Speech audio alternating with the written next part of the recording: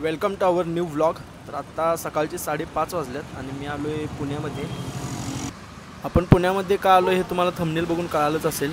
त्रिशुंड गणपतीचं एक मंदिर आहे जे की 200 वर्ष जुनं आहे। ते मंदिर बघण्यासाठी मी पुण्यात आलो आहे। सगळ्यात आधी तर मी माझ्या मित्राच्या रूमवर जातो आणि फ्रेश होतो।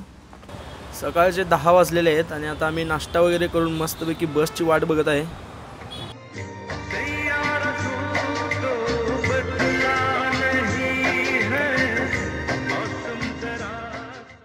आत्ता मी आहे दगडूशेठ हलवाई गणपतीच्या समोर। आधी इथलं दर्शन घेऊया, मग आपण त्रिशुंड मंदिराकडे जाऊया। त्रिशुंड गणपतीचा इतिहास सांगायला गेलं तर हे मंदिर पेशवेकालीन असून पुण्यातल्या सोमवार पेठेत वसलेलं आहे। भीमगिरीजी गोसावी नावाच्या एका साधन व्यक्तीने मंदिराची स्थापना केली। ते मूळचे इंदूर जवळच्या धामपूर गावचे होते आणि मंदिराचे बांधकाम हे सुमारे 1754 साली सुरू झाले, पण ते पूर्ण होण्यासाठी 16 वर्षे लागली। तर येथील गणपतीची मूर्ती 3 सोंड असलेली आहे, म्हणून याला त्रिशुंड गणपती म्हणतात। तसंच मूर्तीवर आपल्याला विविध प्रकारचे आयुधे कोरलेले पाहायला मिळतात। हा आहे मंदिराचा एंट्रन्स। इथलं जेवढं डिटेलिंगमध्ये काम केलंय हे वाटत नाही मंदिर 200 वर्ष जुनं असेल। त्रिशुंड गणपती मंदिर हे पूर्ण काळ्या पाषाणात बांधलेले आहे। या मंदिरात राजस्थानी, माळवा आणि दाक्षिणात्य स्थापत्य शैलीचा प्रभाव दिसून येतो आणि सर्वात महत्त्वाचे वैशिष्ट्य म्हणजे मंदिराच्या गाभाऱ्याखालील एक मोठे तळघर आहे। या तळघरात मंदिराचे संस्थापक महंत श्री दत्तगुरु गोस्वामी महाराज यांची समाधी आहे। या मंदिरात 3 शिलालेख आहेत जे की देवनागरी, पार्शियन आणि संस्कृत भाषेत आहेत। आता आपण मंदिराच्या आतील बाजूस जाऊया आणि बघूया काय काय आहे बघायला।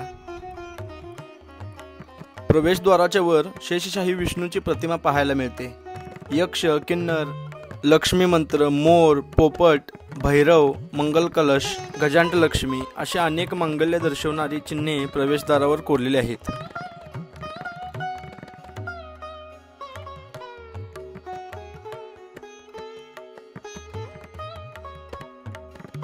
गर्भगृहाच्या प्रवेशद्वारावर माता लक्ष्मीची आपल्याला मूर्ती पाहायला मिळते। माता लक्ष्मीच्या मूर्तीच्या खाली आपल्याला गणेशाची छोटीशी मूर्ती पाहायला मिळते। त्याची सोंड उजव्या बाजूला आहे आणि त्याच्याच खाली गणेश चक्र आहे। गर्भगृहातील गणेश मूर्ती वेगळ्या स्वरूपातील आहे। 1 मुख, 3 सोंडा, 6 हात असलेली काळा पाषाणातील मूर्ती मोरावर आरूढ आहे। हा गणेशस्तव ताम व रुक या गुणांनी युक्त आहे।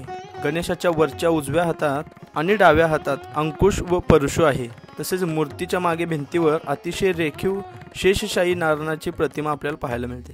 प्रदक्षिणेच्या वाटेवर दक्षिणेकडील भिंतीत नटराजाची मूर्ती असून उत्तरेकडील भिंतीत विष्णू व कालभैरवाची कलात्मक रेखीव मूर्ती आहे।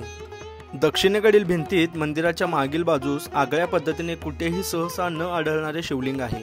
ही लिंगोद्भव शिवप्रतिमा आहे। यात फक्त शलांका असून त्यावर वरच्या दिशेने उडणारा हंस आणि खाली मुंडी असणारा वराह आणि शिवलिंगावर छत्र करणारा नाग अशा ठळक प्रतिमा कोरलेल्या आहेत।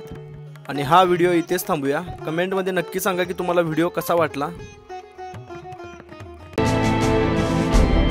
दिलों में तुम अपनी बेताबियां लेके चल रहे हो तो जिंदा हो तुम।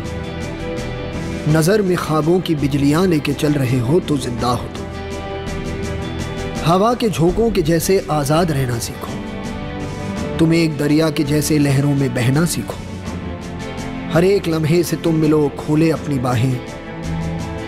हर एक पल एक नया समा, देखे ये निगाहें।